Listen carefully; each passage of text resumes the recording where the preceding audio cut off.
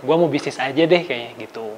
Cuman belum tahu gitu kan mau bisnis apa. Bisnis sendiri itu ya harus keluar modal dari saku sendiri gitu kan, terus resikonya lumayan tinggi gitu kan. Jadi setelah melalui perjalanan pembelajaran ya dari 2013 saya udah pengen bisnis, tapi ternyata tujuan dan visinya itu berubah-ubah bahwa berbisnis itu bisa tanpa riba. Tuh, tapi udah sok-sokan pengen bisnis, alhamdulillah tidak berjalan lama, bisnis saya bangkrut dan lain-lain gitu.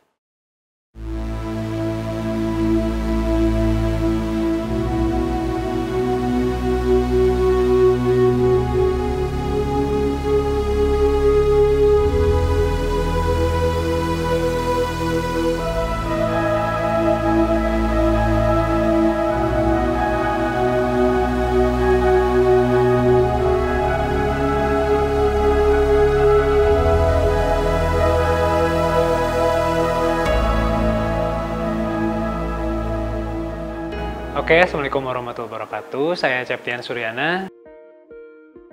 Saya owner dari Jambi Syar'i. Jambi Syar'i adalah fashion muslimah yang lebih berfokus di gamis dan kerudung syar'i yang stylish untuk daily.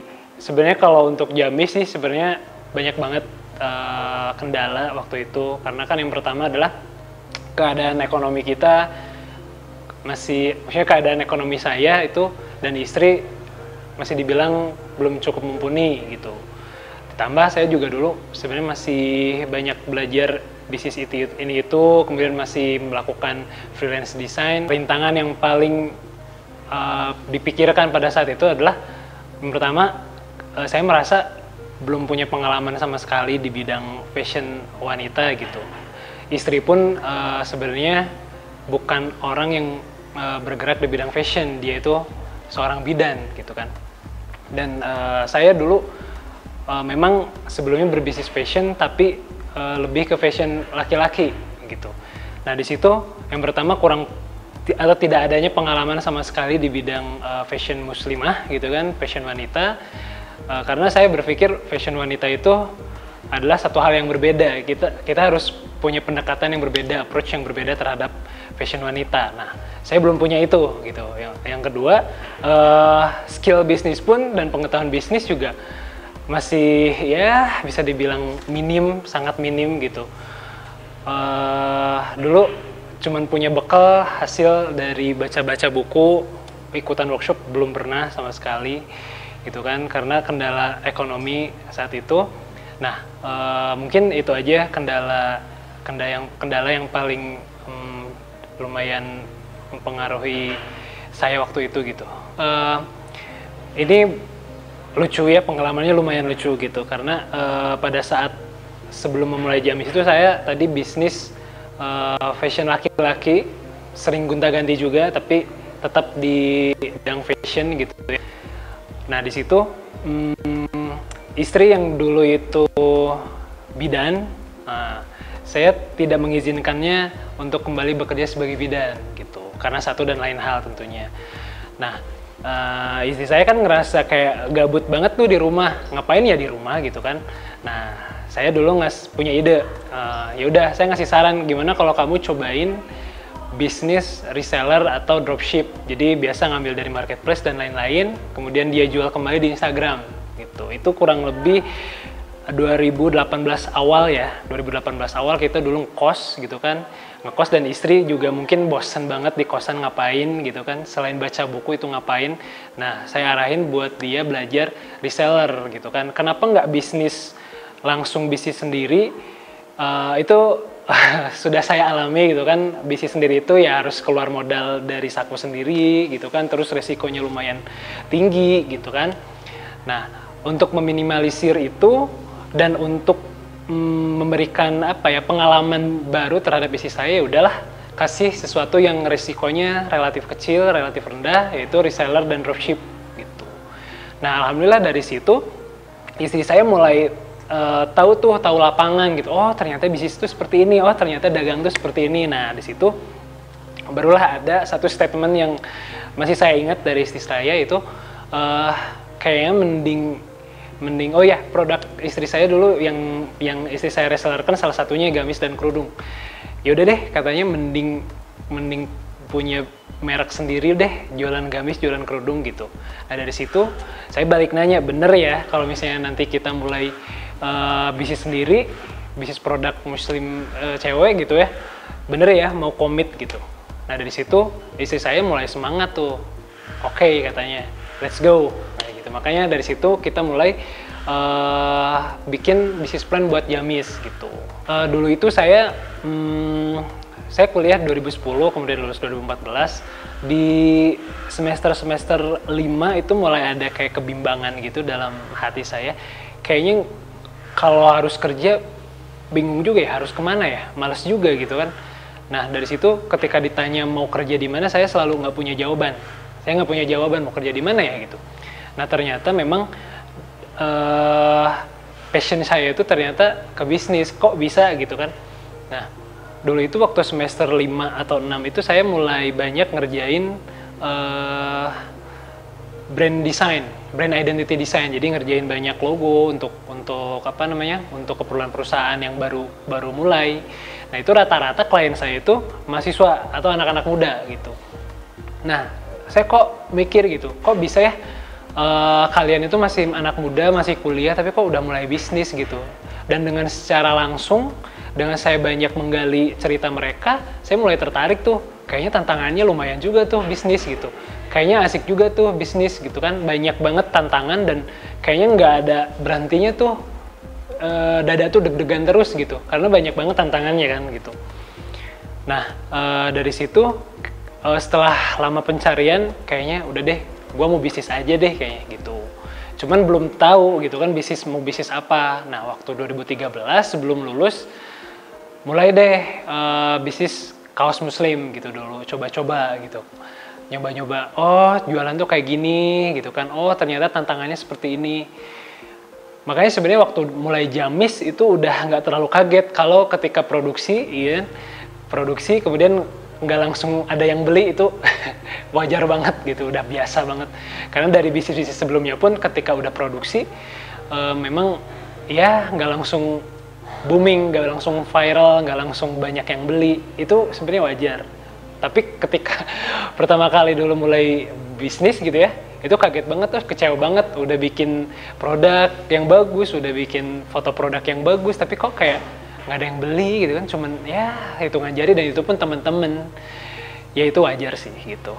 Jadi pengalamannya mungkin kayak gitu. Jadi untuk pertanyaan kapan sih mulai bisnis, kurang lebih dari 2013 sih. Dari situ ya terus-terusan gonta-ganti bisnis dan banyak baca buku, banyak belajar, banyak evaluasi dan lain-lain, ngobrol sama teman juga.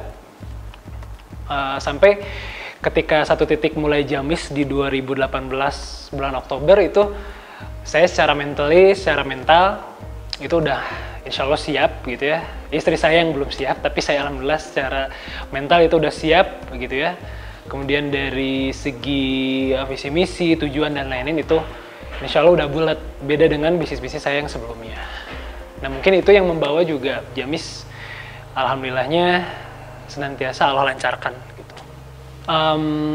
Dulu gamis itu dimulai 2018 Oktober itu, saya ingat saya baru mampu nyewa rumah. Jadi sebelumnya itu kosan gitu ya. Jadi setelah nikah itu saya langsung tarik istri saya dari rumah, kita langsung belajar survive gitu ya di luar, tanpa tanpa membebani orang tua lah katakan gitu. Jadi memang kita pengen bertualang berdua gitu di luar, yaitu dengan kosan karena mampunya nyewa kosan gitu. Setelah beberapa bulan, kurang lebih 6 bulan dari ngekos itu, barulah mampu untuk pindah nyewa rumah. Nah pas nyewa rumah itu pas saya punya pinjaman dari ibu ya, dari mama, punya pinjaman sekitar 15 jutaan itu untuk mulai gamis. Nah dari 15 juta itu kan saya harus pisah-pisah kan, dan baru mampu untuk produksi ya kurang lebih 4 roll ya, 1 roll 1 warna, itu bikin gamis 1 set gitu, 1 set gamis. Jadi kurang lebih kalau dari 4 roll itu bisa dapat 60 pieces set gamis dan kerudung syar'i. Kemudian dari situ ya seperti yang saya ceritakan, saya udah nggak surprise lagi, udah nggak kaget lagi kalau nggak ada yang beli sama sekali gitu ya. Udah nggak kaget lagi. Nah dari situ saya juga udah punya strategi nih. Kalau misalnya memang nggak ada yang beli sama sekali, ya udah kita tawarin ke teman-teman terdekat kita, ke keluarga kita dengan harga yang benar-benar murah banget gitu. Nah dulu itu tapi lumayan berprogres gitu, tiap hari nge-follow berapa orang, yang nge-follow back lumayan banyak. Kemudian coba promote ke selebgram yang murah, yang ya 100.000, 200.000, yang masih affordable buat kita. Dan sedikit demi sedikit ada pembelian gitu ya. Kemudian sisa uang atau sisa budget, sisa modal yang kemarin itu sudah kita pakai untuk produksi, kita gunakan untuk produksi artikel yang kedua gitu. Jadi karena sistem produksi itu kan sistem produksi itu harus terus berlanjut gitu. Jadi kita nggak bisa produksi terus udah gitu. Jadi memang setelah produksi artikel pertama, series pertama, kita paksakan produksi untuk series kedua walaupun series yang pertama belum laku gitu kan. Nah itu kan jadi dorongan juga buat kita, wah ini gimana caranya harus terjual gitu. Gimana caranya harus terjual. Nah dari situ selain unfollow kita juga ngemis follow ke teman-teman gitu kan, tolong ya follow ya, terus beli produknya ya gitu-gitu. Dan itu terus-terusan kami lakukan gitu, saya ke teman saya, istri saya ke temannya juga gitu.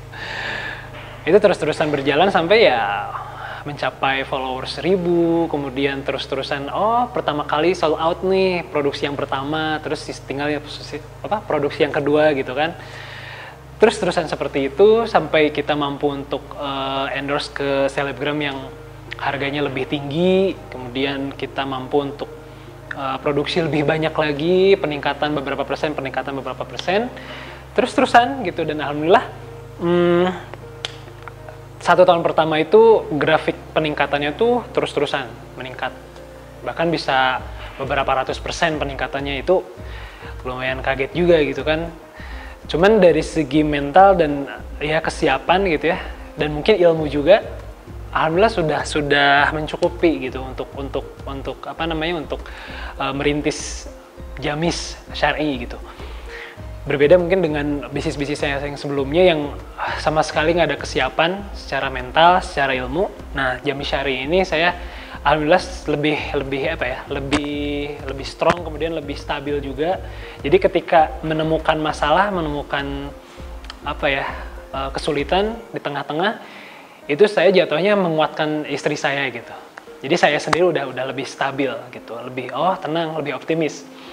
Tenang, ini semuanya bisa kita atasi, ini semua bisa kita lalui, segala kesulitan. Itu perlu diketahui dulu, kita lagi merintis itu, istri saya lagi hamil gede, dan bahkan ketika itu satu waktu udah 9 bulan lah, udah mau lahiran, istri saya lahiran, dan saya berdoa untuk semoga nggak pas launching gitu. Semoga nggak pas launching, pas lahiran gitu. Alhamdulillah Allah permudah, jadi launching tanggal sekian, 2 hari sebelumnya istri lahiran gitu.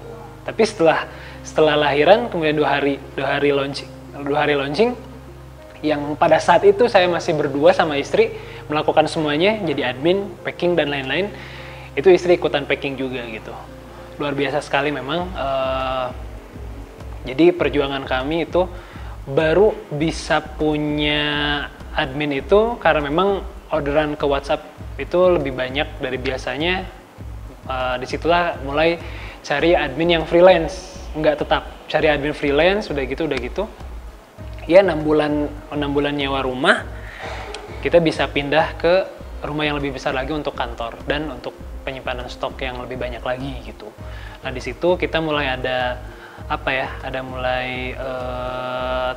tim yang tetap ya, dimulai dari admin, kemudian dari stokis, packing, dan sampai sekarang udah ada sekitar 17 tim yang mewakili beberapa departemen. Alhamdulillah kalau Jamis Syar'i itu kalau dari Indonesia alhamdulillah sudah tersebar ke Sumatera, Kalimantan, pokoknya setiap pulau besar di Indonesia dan kota-kota besar sudah menyinggahi ya, Jamis sudah sampai ke sana.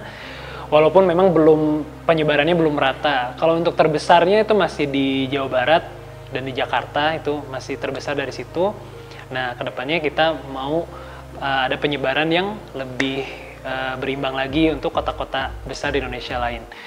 Kemudian Jamis juga udah sampai ke internasional, banyak banget teman-teman Jamis di Jepang, kemudian di Malaysia, di Brunei, kemudian di Timur Tengah juga banyak. Sebenarnya saya dulu pernah beli dan sering banget nongkrongin produk-produk dari Billionaire Coach. Saya ingat dulu pernah pernah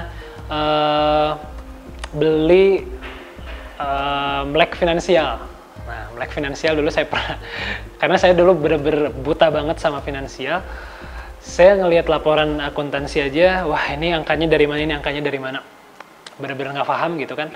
Nah, setelah ikutan Melek Finansial dulu, alhamdulillah saya mulai ngeh, karena di Melek Finansial itu dulu dijelasin banget step by step dan cara bacanya kayak gimana.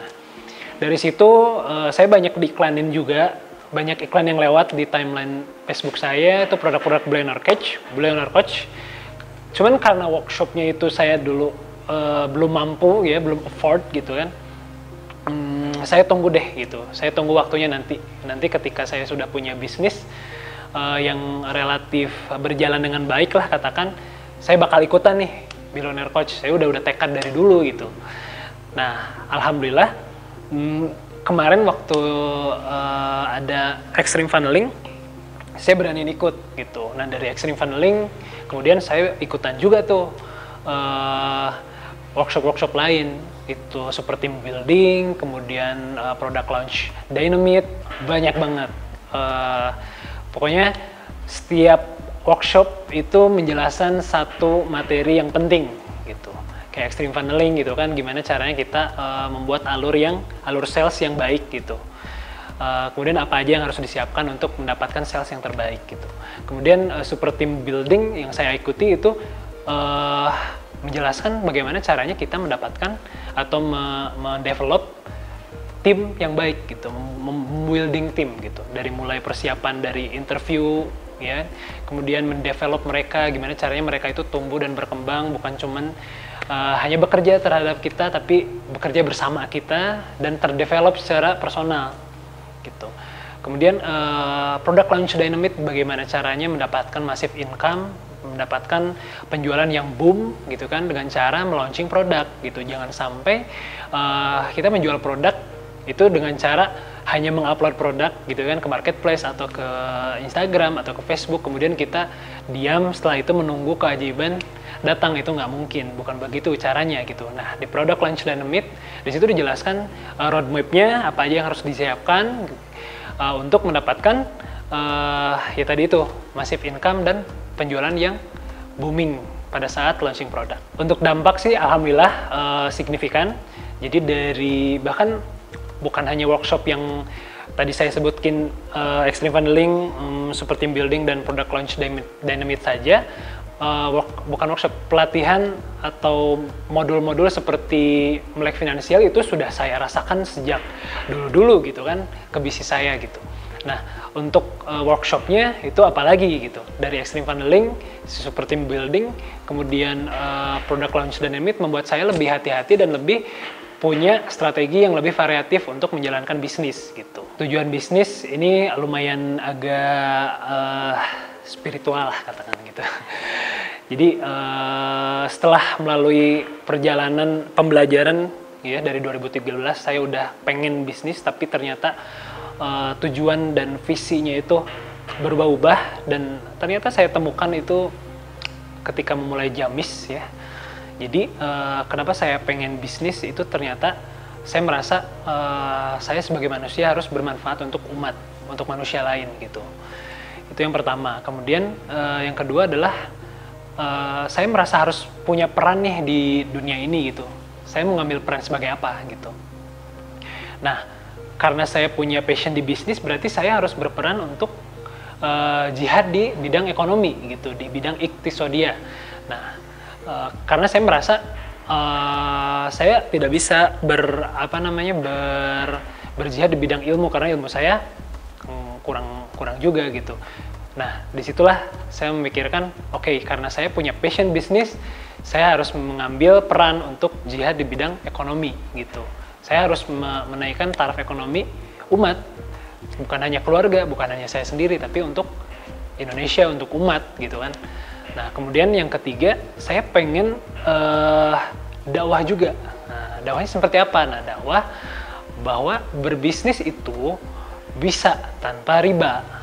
Nah, ini sekaligus menepis mental block yang ada di masyarakat gitu. Kalau misalnya tanpa riba, tanpa pinjam ke bank, atau bahkan tanpa punya modal besar itu nggak bisa gitu. Hello gitu kan. Bisnis itu sebenarnya modalnya itu adalah kita sendiri. Kita sendiri sudah cukup menjadi modal gitu. Nah, adapun memang modal uang, katakanlah budget gitu kan. Itu memang nggak semua orang seberuntung itu punya modal. Tapi sebenarnya diri sendiri sudah cukup gitu. Bahkan saya pun ketika memulai bisnis tidak punya modal gitu.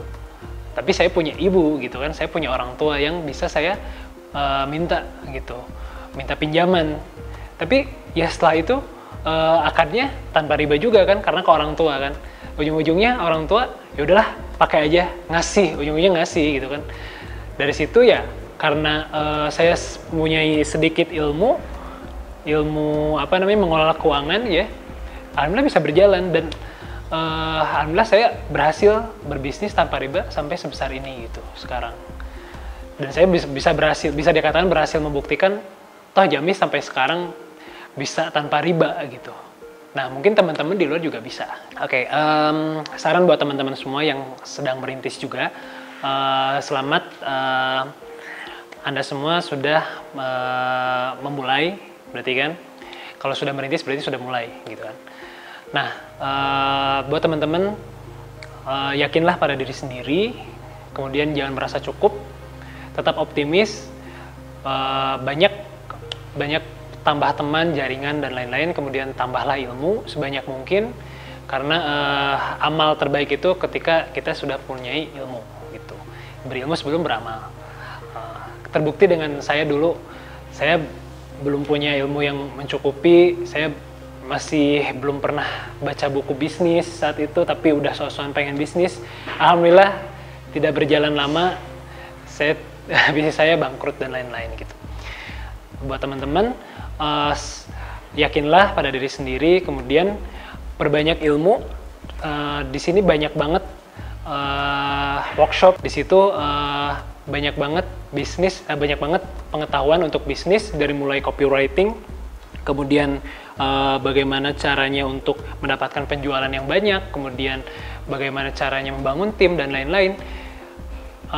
Insya Allah teman-teman bakal mendapatkan insight yang banyak dari workshopku, dari Billionaire Coach. Sama seperti saya mendapatkan banyak insight dan banyak pengetahuan yang bisa saya aplikasikan di bisnis saya sendiri, salah satunya dari Billionaire Coach.